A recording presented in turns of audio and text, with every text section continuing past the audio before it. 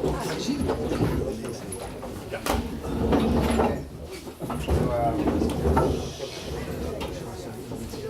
so hello everyone. I'm Joan. I arrived here like a couple of days ago. So I thank a lot, Julio, for offering, like allowing me to entertain you tonight. I know that there was a tiger after this, so I'll try to keep it short and informal if possible. Yeah, and so because I see that everyone writing on the whiteboard, I decided to try it. That is, typically I give my lectures with slides, so please, I apologize for the handwritten, my handwritten paper is not as good as my other colleagues. Okay, so today, what I'm going to be talking to you about is a story about essentially, so that's the topic. That's the landscape of innovation. I would call it deep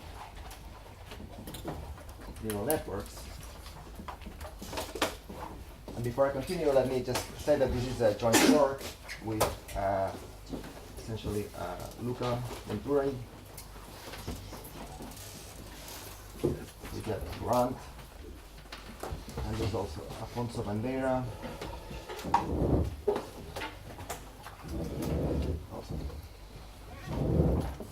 Okay, and so I put deep here in quotes because, as you will see very soon, the networks that we are going to study only have 2 layers, right? And this, by no means, is, if you go to like a serious practitioner and you tell him that you understand deep networks because you understand this forum, he's going to probably not listen to you anymore.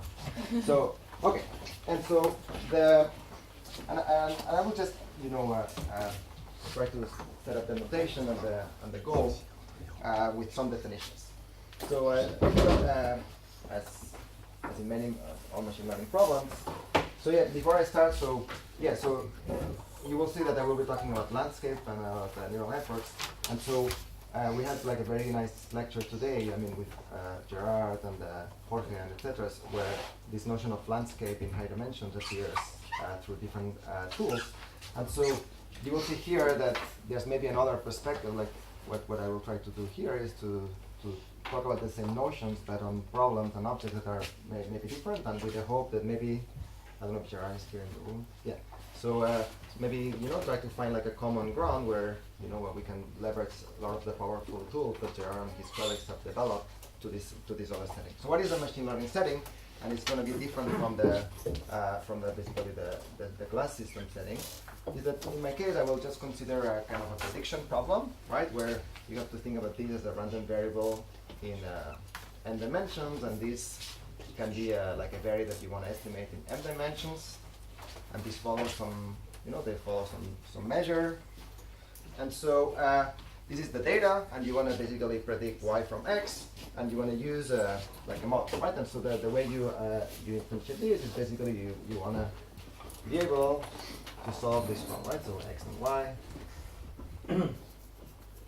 for mu of some loss between my model, between the transformation of my data and the time, right? So this is pretty standard. So what is this L? Think about it just as the square, right? If you want to do least squares, but if you do logistic regression, the same thing, right? So actually, if I'm saying things that are like well known for machine learning, but not so much for the audience, just please stop me, right? So L here, just think about it as a convex loss. Okay, and so this setting is what in machine learning one would call the test error, or what the generalization error. So you might say, well, why do you study this object? It's not something that if you give a machine learning model, if you want to do machine learning, that's something that you will never be able to optimize, right? Because this is an expectation of our distribution that typically you don't know, right? And so typically, how can we go from something that we can call it population? Yeah, so someone said this in the first row, okay, loss. So of course, what will be another ingredient on the problem is that now I'm gonna maybe have samples, okay, some I equals 1, and that are drawn from, right? And I can, from these samples, what can I do? Well, I can build an empirical measure, right? That is just the rux. Okay. And I can just use the same thing, right? Have the same object, just by having the empirical distribution, right? So it's the same thing.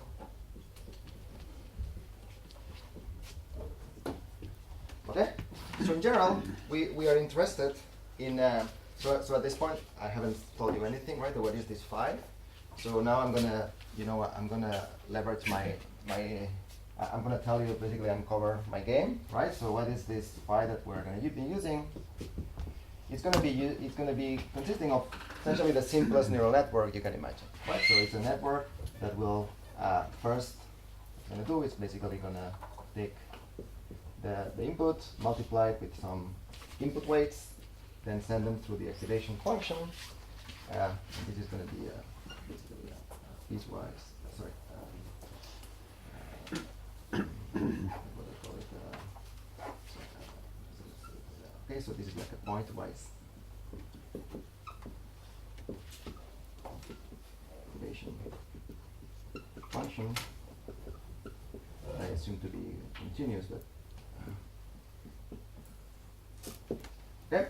And so here suddenly I introduce this, what some people would call this like a hidden layer, right? So the way you could see it is that you have X that is in Rn, and then you send it through this hidden layer W.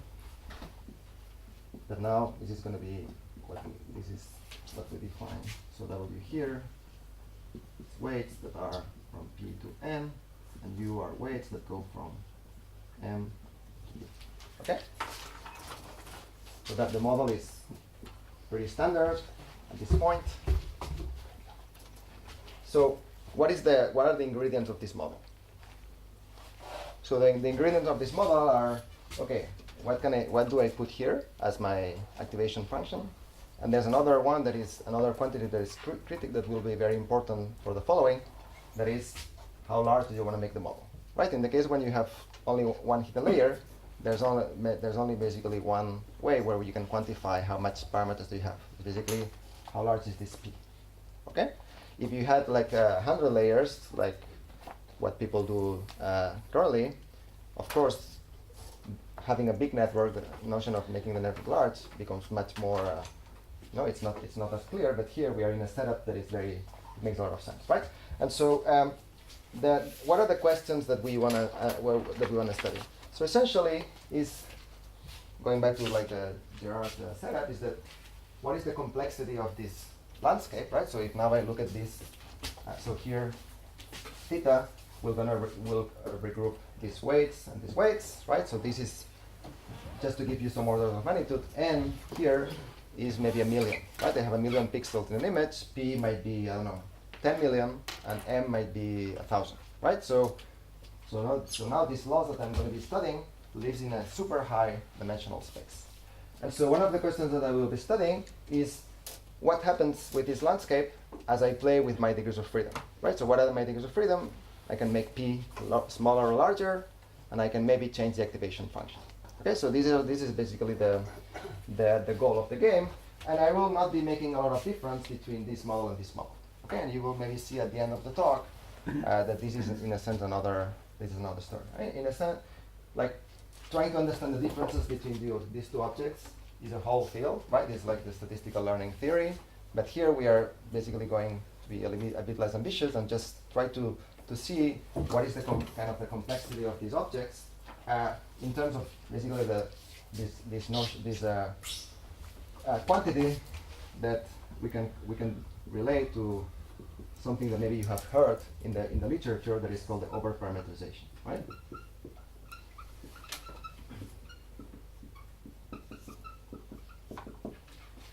So if I had to, do a poll, so who thinks that if I make P large, things are going to get worse? And who thinks that it's going to get better? Okay, so you see that, I mean, in a sense, you could just go to the end of the talk, right? But essentially, what this story is about is essentially trying to quantify what does it mean to get better, right? Because this is what we all have in mind, and this is what also people who are doing machine learning and working with deep networks were also aware of this property. Okay? Yes? Would you mind writing with another color? Because we With don't another see color? So I've been told that black does not work. Bigger also, I think, by the way. A bit bigger. Bigger and black. Red is blue, right? How is the red?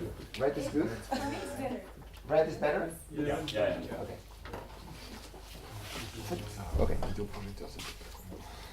Okay, so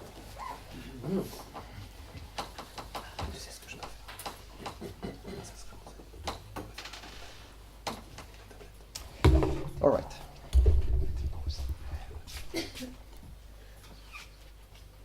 Okay, so so there are many ways where one could go and approach this question, right? Studying the landscape, what does it mean? So probably you have seen many papers, many recent works that rely or try to understand the structure of the critical points of this landscape. And the work of Gerard using the characterized formula is a prime example, right? That one can learn a lot of things by understanding what happens with the critical points. But here we are going to use a different ingredient that one could argue that is a bit more, let's say, it's of a different flavor. Okay, and what we are going to be interested is in trying to understand very simple, basic topological properties of the level sets. Right. So the level sets are essentially the set of parameters, such that the laws, like the sublevel sets. Right? Okay. So these are, subsets in a super high dimensional space. And so what we want to understand are properties of these level sets. And so what kind of properties that we care about? So we are going to define, we are going to use this notion that we call the spurious value.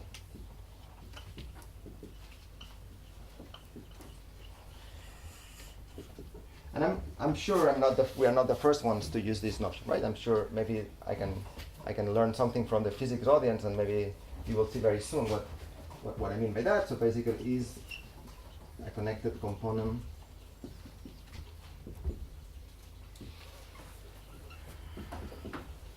of a level set such that it does not contain a global minimizer.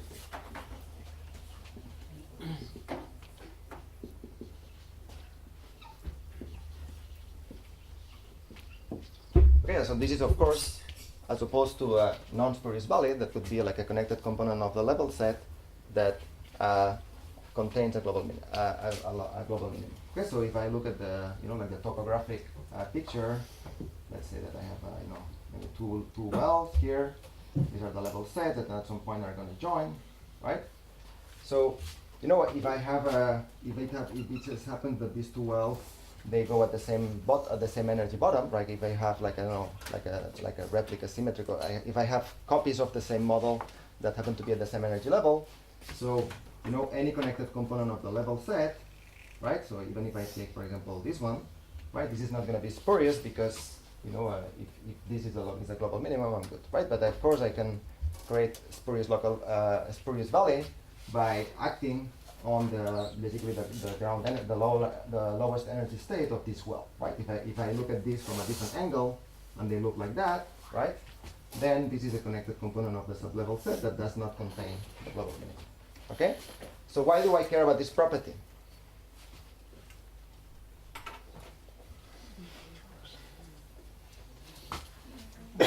Yes? I mean, if you have a lot of these, then you might get into trouble, right? Yeah, so you're right, but even more direct, if I have just one of these, then I cannot certify. You had the answer, maybe? Okay, so the same. So basically, what this means is that now any algorithm that is initialized in what some other people might call like the basin of attraction of this well, I can just follow But what the optimization algorithms can do very well is to go down, right? To go downhill. So if I go downhill from here, I will get stuck, right? And I'm gonna have a loss. The minimizer is gonna be far from what the global optimizer could do. But if I can certify somehow that there are no spurious valleys, then I have some weak I'm happy because I know that at least what can I do? I can, for any point in the parameter space, right? So in other words, an equivalent way to state that there's a spurious valley is that if L does not have spurious valley, then what? Then for any initial parameter that you give me, right, for any point in which we start, there exists a path, so I can move in parameter space. So what it means is that I can start here, and I will create a path that has the subaloing property that theta 0, so theta 1 here belongs to the arc mean, and t from that. Again, Oh, your marker is disappearing. My marker is disappearing. Sorry. I'm sorry. Sorry. No, but it's good. It's good. Like, yeah, that's much better. It is a non-increasing. In other words, there exists a descent path from anywhere to a solution that is like the ground state. So there's a little catch here, caveat, that I didn't say strictly decreasing, right? I just said non-increasing. Okay? So this, we still don't know, we still don't have a tractable algorithm that could realize this path. But we might agree that this is a first topological property of the landscape that we would be happy if it's verified, right? Because then it reduces the problem of finding, basically realizing this descent path. Any questions on this definition? So not having a spurious valley is saying that the sublevel set is connected. Well, they can be disconnected, but they can be If you have virtually connected, right? In the sense that I can construct like a disconnected level sets this is the in a same way level. that these things are the same. So maybe, I don't know if there was an example in your lecture today where you could have like solutions that share the same energy level, but they are maybe one computation of For the a other. random function, this never happens. That's never It's happens. Exactly the same. Yes, but in the case of a signal, yeah, that's fast. Yes? Somehow this concept for me is equivalent to convexity, but maybe I'm missing something. Okay, that's a good point. It's not equivalent to convexity. For example, even in 1D we can break it, right? So how can one construct a function that has no spurious value in 1D that is non-convex? Down. The one that we saw. This one. Okay, that is an example of a function that has no spurious value and is non-convex.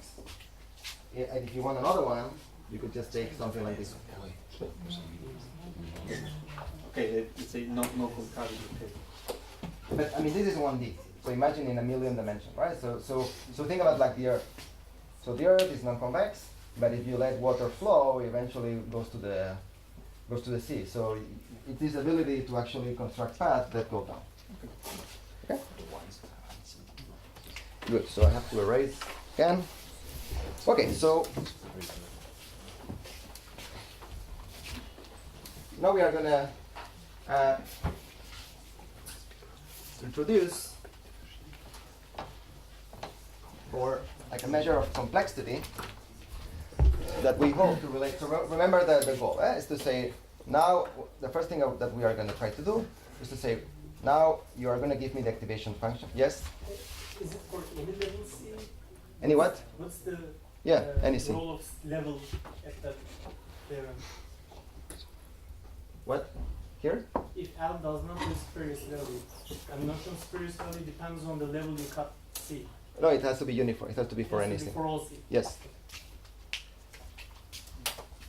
Okay, so now what we are going to do is we are going to first. You have another question? Okay. Et l'exemple in 1D, elle est the two waves. Yes. And those were, there was one split. Maybe because of the generic. They are not Yeah. covalent. I just create them in Ah, a they are way that- perfectly. Yes, yes. And actually, you might So think that if they are not, if they are not, then you create a spurious value. okay. Yes. And why this example might be relevant in neural networks? So think about for a sec. Think about again the definition, right? So I have my input, I have my hidden layer, and I have my output layer. So this loss. So now I can rewrite it in terms of the first and second layer weights. Has a very obvious symmetry property, right?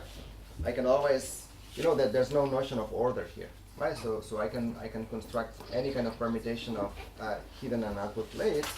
So what this means is that I can rewrite. So this is the same as W times any permutation matrix times U times the adjoint, right? For every permutation.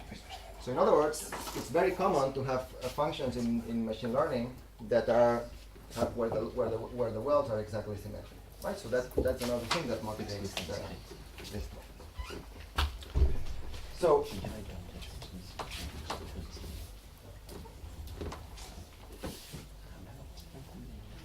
now we are gonna define a couple of definitions. We're gonna introduce some more definitions that hopefully will get us closer to what we want to do. So now, given an activation function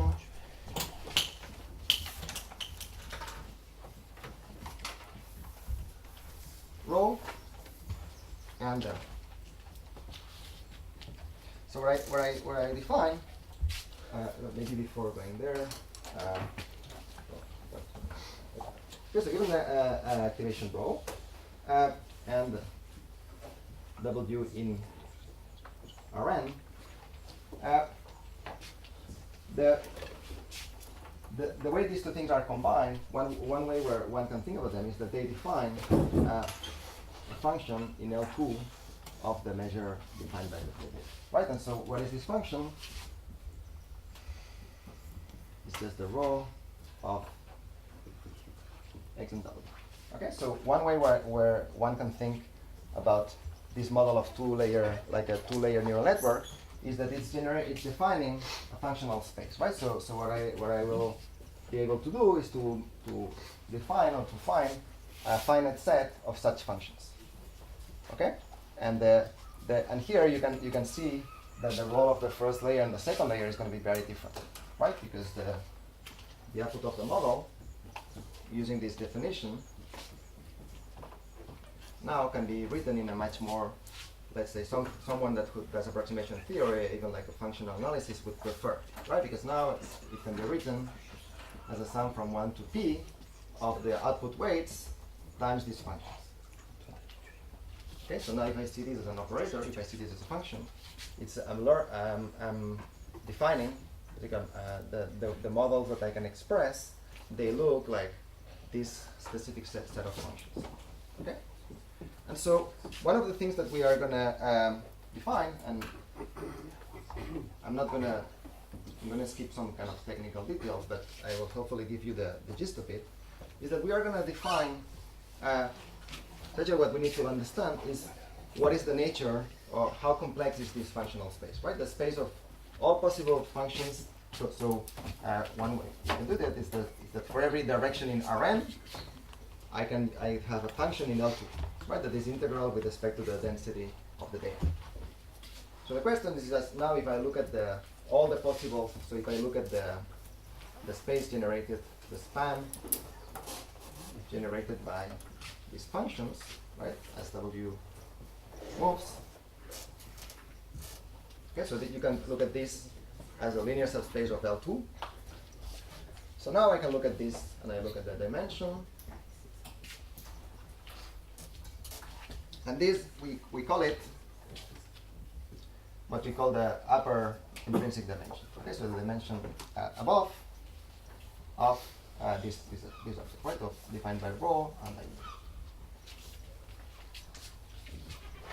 Okay, so this is just the definition. So So we look at this space of functions, and as we span, like as we move the direction W, we look at this as a subspace of L2, and we're interested in understanding the span of the dimension. Why not?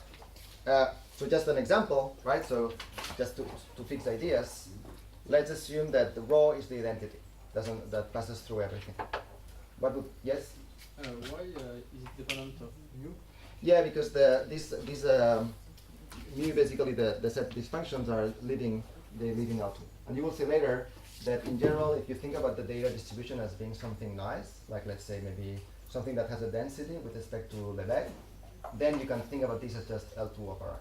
But there will be cases that might be relevant in machine learning where the density is the empirical measure, right? So the density is only supported in a finite number of points. And in that case, this fact that these functions are only defined on a discrete space will of course completely affect this definition of density. Okay?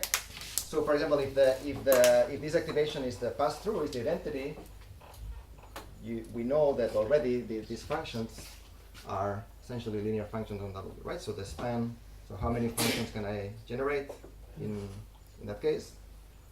That's n, right? So as many. MP is constrained. No, because if this is the identity, you can identify this function with just doing a dot product with W, right? So there are so I can. Yeah, I think it's the same. Yes. If you satisfy universal representation, it should Yes. always be Good. That's a good point, right? So if you want activation functions that can approximate any function in L2, then this thing of course will go to infinity.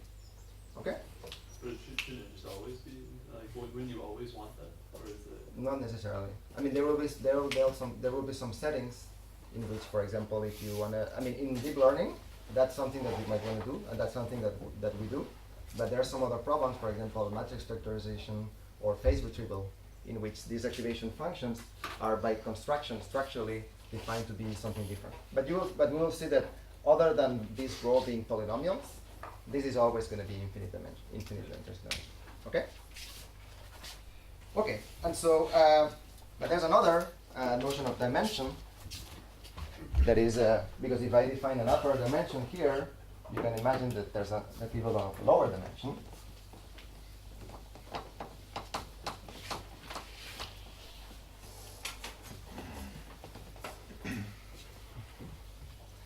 That what this other definition will give us. So until when do we have? 9:30. 9:30. Okay. Okay. And so now we are gonna, for the other one, we are gonna assume, and this is an assumption that I don't like, but that's life. That rho is non-negative, right? And this is something that we hope we can remove, but that is there so at this point. So now we can define a space that we call this VT plus that contains functions in this L2 such that they can be expressed, so these functions that can be expressed as the output of the network in a way that this second. John, why don't you like this assumption? Uh, For Relu it's true, yeah, for that's the true. sigmoid it's true, because shifting by a constant, That's it's true. bounded below, this is true, but Yeah, if so a constant function, you just add one function in there. the reason I believe is that I believe that the things should not depend on this assumption. I'm not too ashamed to put it. I'm not too embarrassed to put it, but you're right. Okay, so this is the model, and I'm now assuming I'm now asking functions that can be represented, that can be written as a positive linear combination, as a positive combination of elementary functions. Okay, and so now I can define the lower intrinsic dimension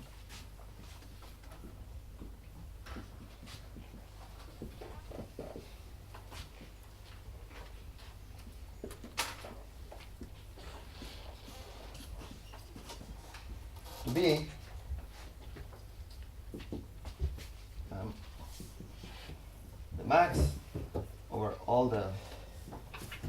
sizes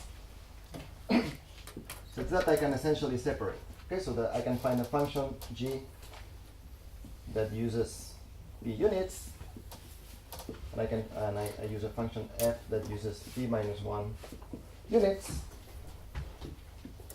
in a way that these two functions are different.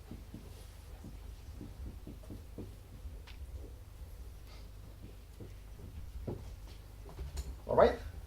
So the way you should say it is that if I have a function, if I pick a function, what is the smallest number of neurons that I need to write this function? So basically, if I pick a function that lives in the space generated by basically the desactivation function, how many units do I need at worst to represent? Okay, and again, I will give an example. So now let's assume, just to understand that why this is a dimension that is dominated by this one. Let's look for example the example of polynomial. So why do you care about u being non-negative? We will see later in the way the proof is articulated. But the idea is that you want to be able to essentially separate non-negative functions in that space. Okay. So here, of course, this one is allowed to use only p minus 1 positive, and this is allowed to use p positive.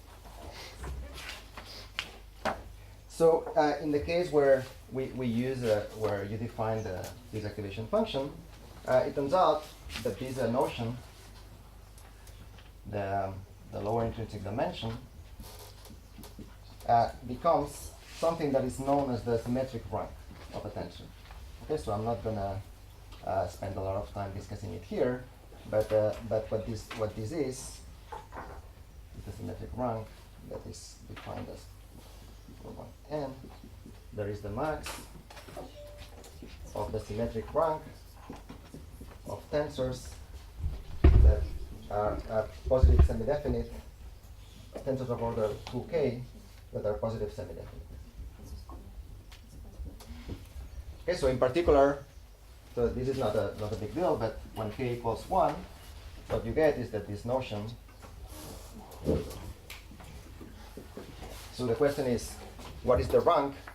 What is the maximum rank that a positive semi-definite 2 tensor can have in dimension n?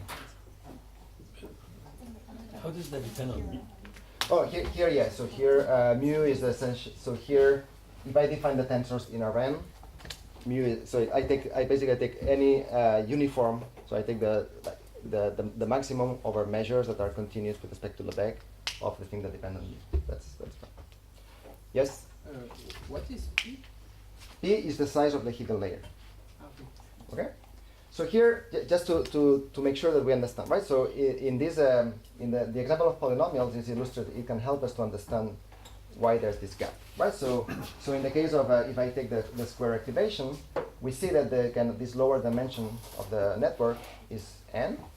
But in the case, if I go here again, if I take a polynomial, like if I take the square, like the square activation, what do I get?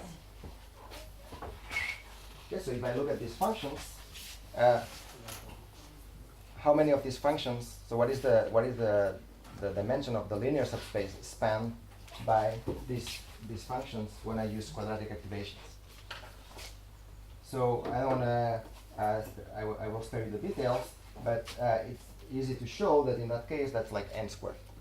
Okay, because what I'm doing with when I have the square activation function, I can represent these functions as autoproducts of W transpose.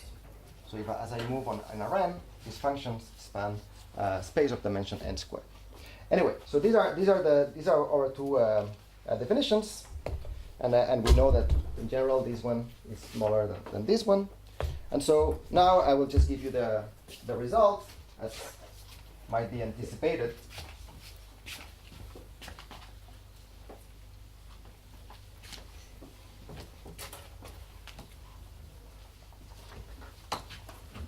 Very surprising, so that one will play the role of giving us a positive result, and one will be playing the role of giving us a negative result. So what is the theorem?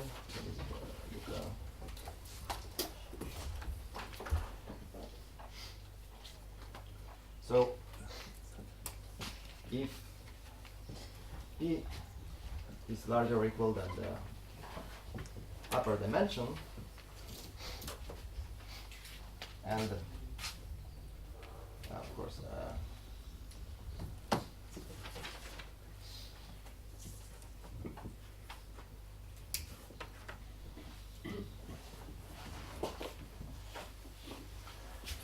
then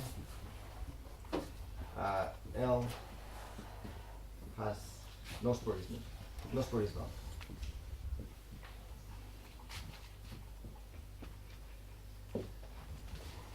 Okay.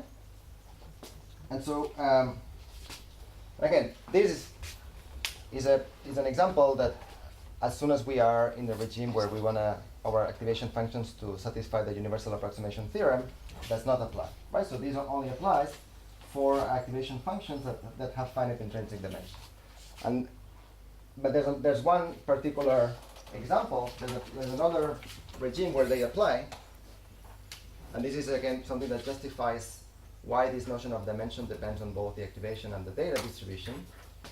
That is, so this is used in the case where what we call in the empirical case, right? So in the empirical case, we know that this quantity is very easy to control, right? So in the empirical case, if I have n data points, I only have so the functions that I can work with, they are completely determined by the evaluation of these points, right?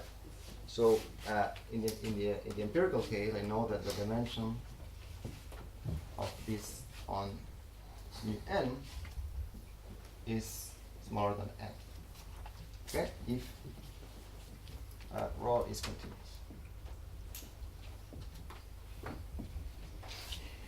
So here's one example. So this is the upper dimension. Is it smaller? Yeah. Okay. And of course, the other example that is of practical limited interest is the polynomial.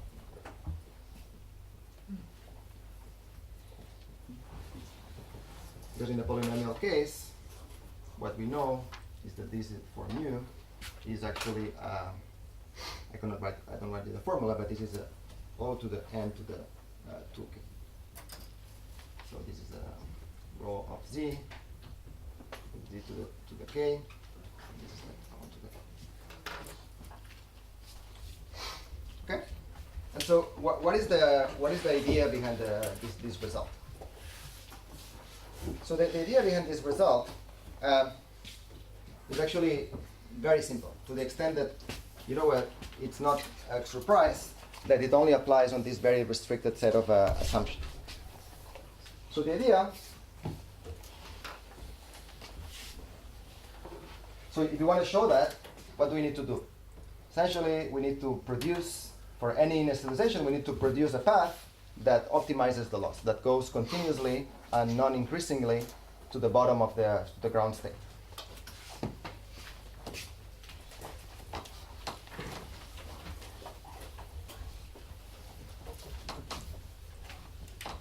But in that case,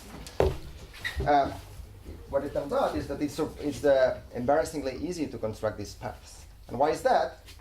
It's because, so when I have this parameter, as I said, we have this parameter contains two components.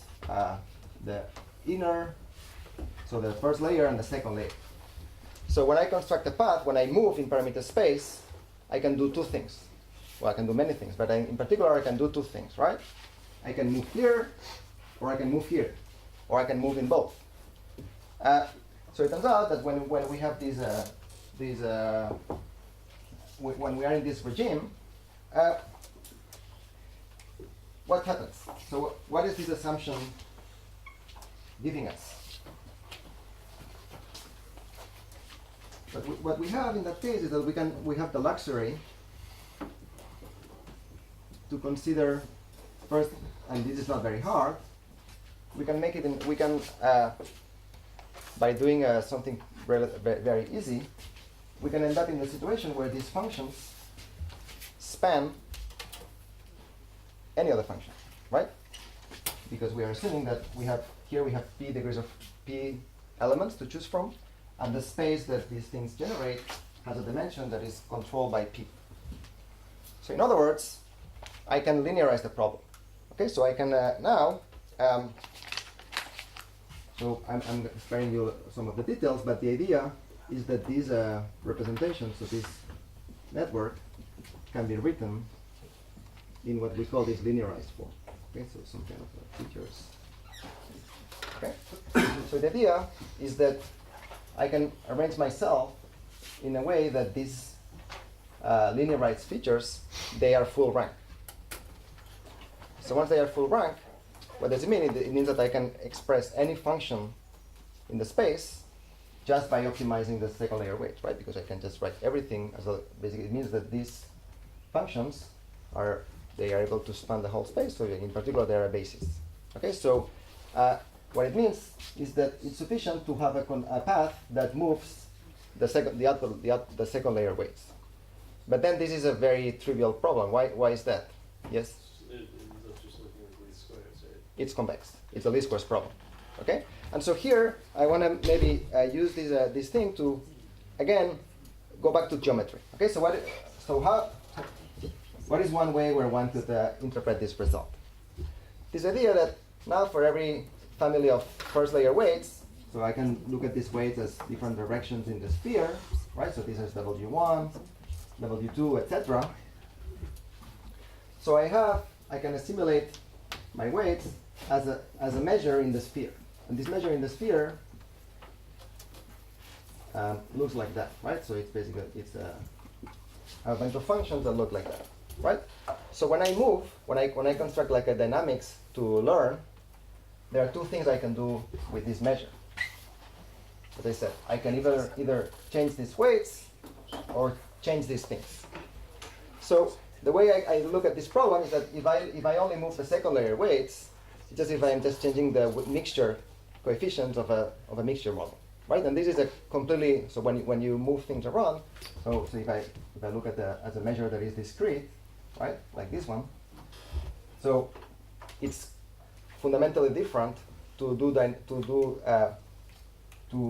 change this measure by just adjusting the weight of the mixture, but leaving the locations, the support of this mixture fixed, or starting to move basically the functions like this. And so I have, in that case, I have the luxury to not have to change the support of the first layer weights because they are already sufficient, right? They span everything. So the problem is easy. And of course, this also tells us that in general, the problem is going to be far from easy, right? Because most of the job will be essentially moving these first layer weights. Okay, so that's the gist. So I have 15 minutes, so I'll try to go fast. Okay, so one obvious question here is that how much are we missing, or how much are we overpaying by the fact that we are kind of using an upper bound of the true dimension of the problem? Okay, so how much are we missing? So we are, in fact, missing a lot. Okay, by this, one could call it linearized result. So what it turns out that is much more efficient to do is to really understand the geometry. So what we really want to do is to, if we're able to leverage, if we understand this mapping from W to this function space, we can be much smarter.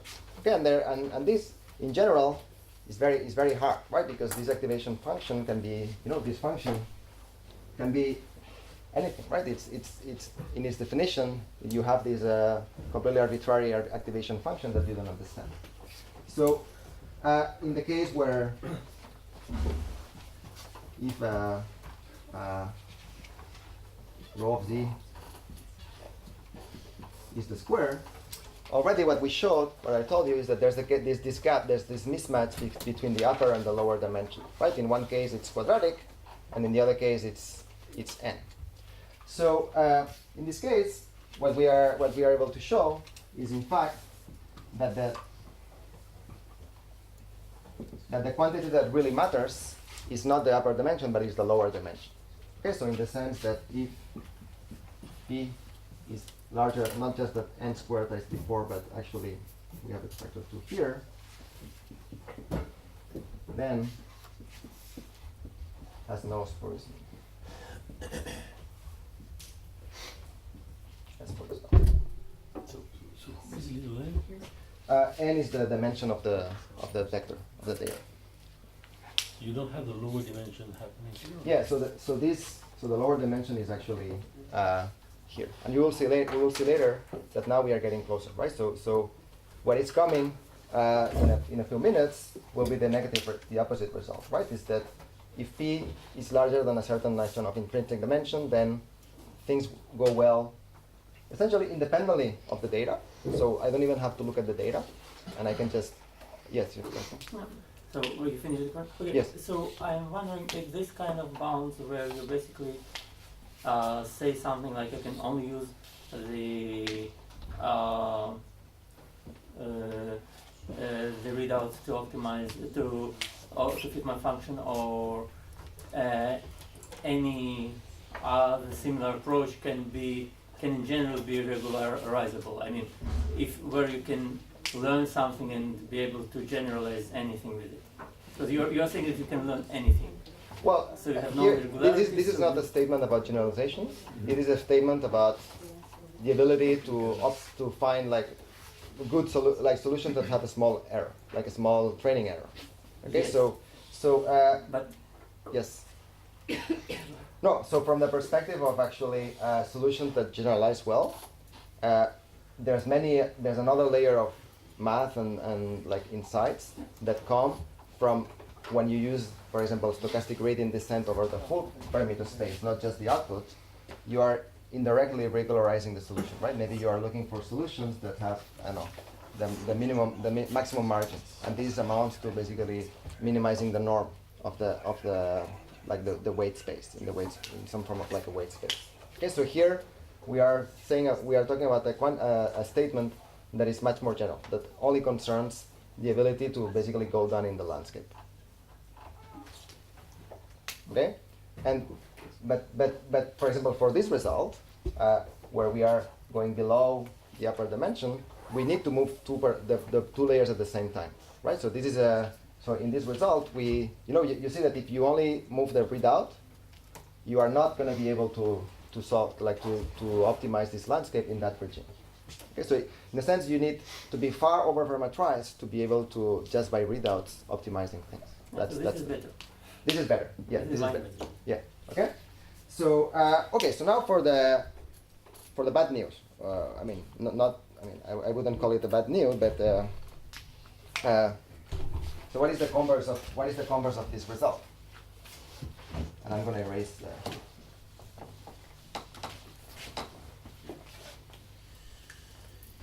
So as one could expect, the converse of this result is that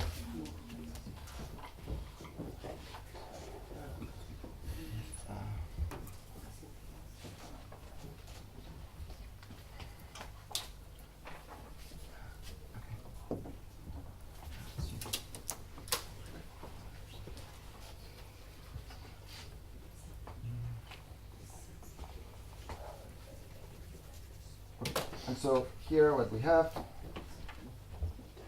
is that there exists a distribution mu such that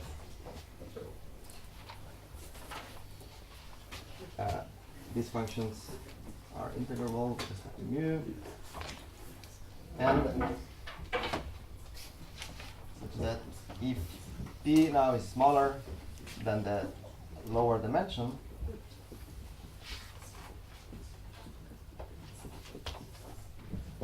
then L has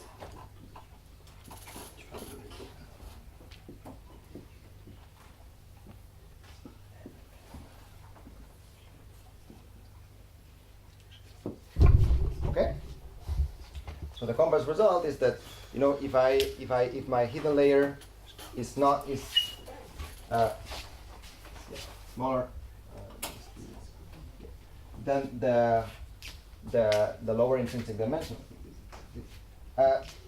then I'm exposed. Okay, so what it means is that there will be data distributions that will create a landscape that has an arbitrarily bad spurious value. Okay?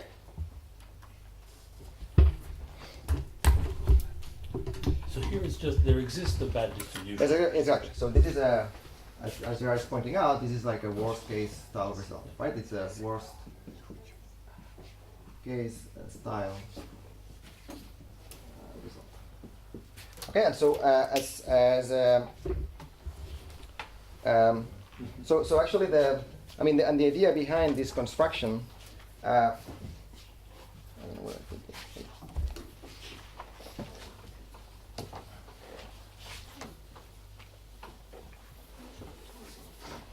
It's actually quite simple, and you can think it by looking at the problem where you have like quadratic activation, right? So because in particular, if you apply it to the quadratic case, what we get here, we know that the lower intrinsic dimension in the quadratic is n, right? And so what they see here is that in the landscape in the quadratic case is essentially solved, right? Is that we know that if the hidden layer is above n, then we are universally good. So there's, independently of the data distribution, the landscape is simple.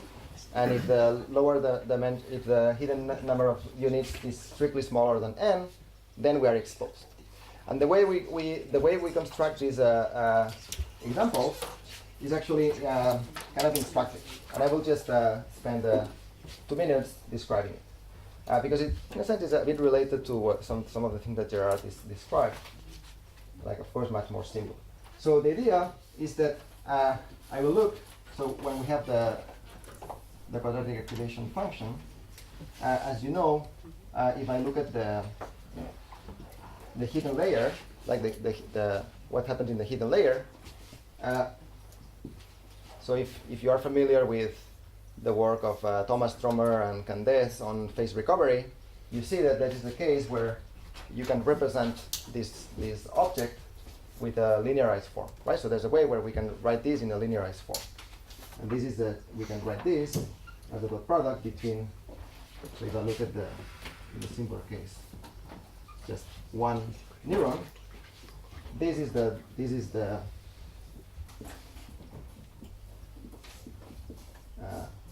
x, if you want, right?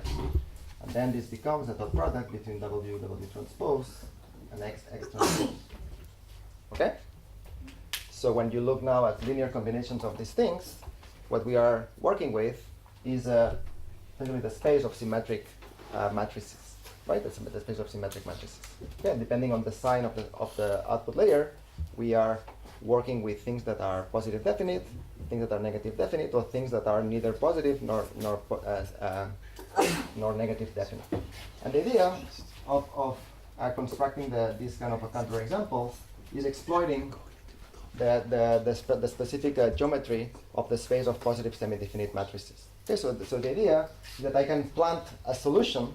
So I can plant a solution that requires a first layer that is positive definite. Let's say that all the eigenvalues. So I can now look at my.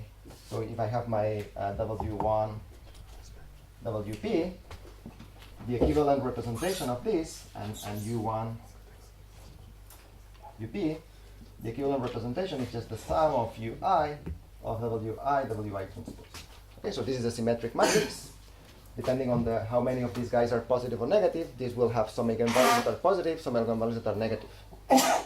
So now you see where is the game going, right? Is that I can plant a solution that has, let's say, so this is like a 0, and see here are some of the eigenvalues of this matrix. Some of them are going to be positive, some of them are going to get negative. So I can plant a solution in a way that if I want to get to the bottom of the energy, all the eigenvalues have to be positive, let's say. But now if I initialize to a solution that has all the eigenvalues that are negative, if any path that I construct that goes from here to the solution necessarily has to cross 0. So I have to go through a matrix that has rank that is smaller than the intrinsic dimension. So we use this idea that, again, it's maybe an excuse just to draw a sphere again, is that I can plant a solution here, right? So this is where the ground truth lies, and if I initialize any point here, I know that any path has to cross the equator. And the equator here corresponds to the crossings of 0. And I can just do a little bit of work and show that any solution that is in the equator has a loss. So basically, so now I have 3 quantities that I care about. What is the loss? What is the value of the energy at this region? I need to separate it from the energy from the ground state, and I just need to make sure that when I evaluate the loss at any solution that has low rank, it has to be above this energy. And turns out that this is a construction that plays out well, and this is what we use to prove the general result. Okay. How did you use that P was smaller than the? Yeah, because if P is larger, then you can still change signs of eigenvalues while keeping in your pocket enough directions. So basically, you could still be able to change to flip the signs of eigenvalues while keeping the rest. So in order to be really exposed, you cannot be able to you cannot have any slack in representing basically symmetric positive definite matrices. And so, well, as corollary, as you might imagine, like the ReLU is an example as you were saying that has an infinite dimension. So this result basically applies. And in the case of tensors, we relate in a sense the quadratic case shows that we are sharp, at least in this example. What happens when k is larger than 2? So like if you replace the square with 2 times k, whether we are sharp or not depends on the ability to compute these symmetric ranks. And I think that this is an MP, right? We don't know how to compute the symmetric rank of a tensor. So if I have like 2 or 3 minutes, I will just end with something that connects with actually some of the work that you have been doing there at the bottom with actually Eric van den Eyden, and also the work by so Grant, Eric, and then Andrea Montanari and some of his team. That kind of as Jared said, this is a kind of a worst case result. As the questions, what happens in the typical case? So now, going back to the poll I gave at the beginning, is that you basically answered. Everyone answered. Yeah, you have a question. Yes. You said there exists a distribution U. So is it always a distribution continuous? Or Yeah. So we can build it to be continuous with respect to the Beg. So it's not completely. So it's adversarial because we are in order to create these kind of gaps between these 3 elements, you need to be a little bit adversarial. But it's not. It's sufficiently general that you might be worried. But does it exist also a discrete distribution? Yeah. Of course. Yeah, you can make discrete distributions that have this property as well. Okay. Yes. So the thing that leaves us a bit unsatisfied, right, is that sometimes worst case results might be not telling the picture, right? It might be the case that in practice these kind of distributions, they never exist, and so we still missing what is the behavior of these models in the overparameterized regime. And so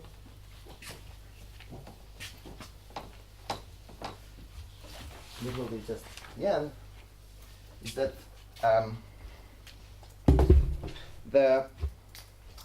and in a sense it relates to this picture again of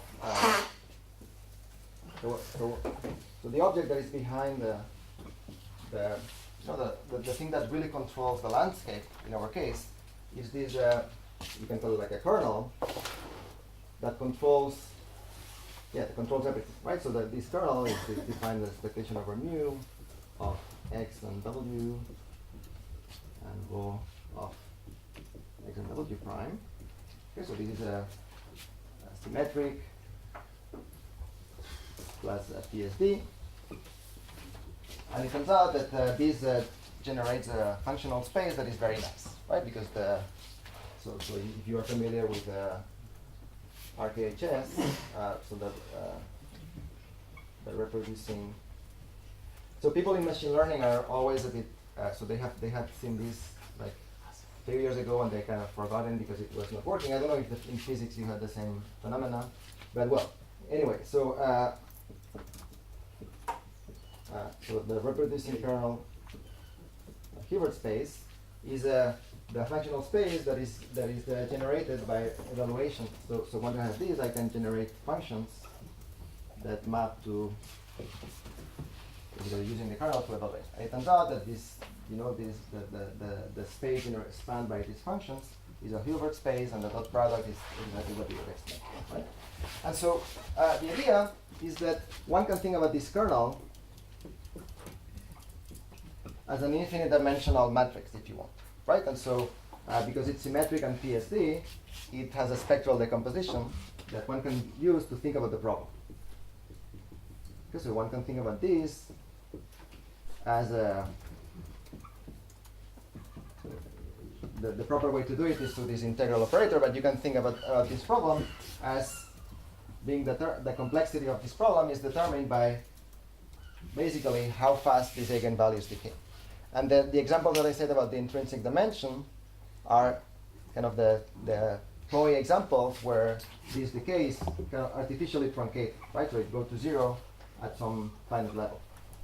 Okay, so in other words, in this infinite dimensional space, if I happen to be able to sample it perfectly with this discrete measure that I erased here, then I'm happy. But in general, I cannot neglect this thing. So the question is, how much do we pay? So now if I have a typical distribution, the thing that might be happening, that one might expect, is that depending on the decay of this, so if I have m neurons, I can project this kernel over so I have basically m directions. Okay, so I can, by initializing my measure, I can extract a subspace of dimension m on basically generated in this Hilbert space. And so one could expect that, the information that I lose, so like again, by using this very naive idea of first sample W1, WP from maybe like the uniform measure sphere, and then so once I have this subspace, I just optimize what we call like the readout or the second layer. So this is an algorithm that is incredibly stupid, right? It's not even looking at the. So you just draw the first layer weights and then you just optimize the second. Okay, so it's isn't it the random kitchen sinks? Random kitchen sinks. Like we go back like 15 years or 10 years ago. Okay. Random what? The random kitchen sink. Yeah. So it just comes through many names. So this is an algorithm that is so naive that it has appeared many times. But the idea is that can we already say something about where this algorithm is going to land us? And can we say that the loss that we obtain with this very naive estimator, is it going to have the property that is going to be dominated by, so it's going to be, does it have a property that we are going to go to some energy level, I'm going to call here some delta P, and can I already produce a bound that this thing is going to go to zero when P increases? Of course, right? It depends on, so this is basically compressed sensing in infinite dimensionals, right? If I have a kernel that decays, if I sample it using an initial measure, I'm going to capture a proportion of energy that will increase as I have more and more random elements. But of course, this is too naive, and actually, I don't know if Grant is going to talk about it or present it tomorrow, but there's actually the work by Andrea and colleagues. Essentially, what I think, from my partial understanding of this work, tells us that we can maybe go faster in this number, right? So we can basically we can by exploring the fact that you should not do that, we can go faster, right? We can get to further risk. But the initial idea that we all had, that when p increases, you should be able to to optimize, to find values on the landscape that are closer and closer to the optimum. Already, you don't need like fancy things, right? It's already just a pure like a Kinshasa. And so so there's of course a lot of things that I didn't have time to cover, a lot of open questions. But if you think that this story might be interesting, I will be here until tomorrow night, so just shoot me some questions. Thank you.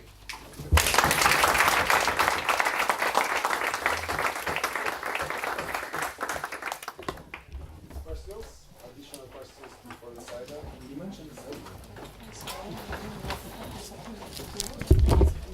Do you have a reference for the Oh yeah. upper and lower dimension? Yeah, so this is a paper that is an archive, and I don't know the archive identifier by heart, but I can maybe find it.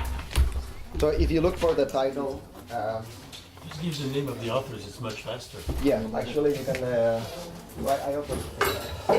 It's 1802063884. Well, I know all your work. 1802 06 384. So that's the archive reference. Yeah, thank you, Laurent. Yeah. Okay, so if there are no other questions, well, let's thank you again and see you in 5 minutes.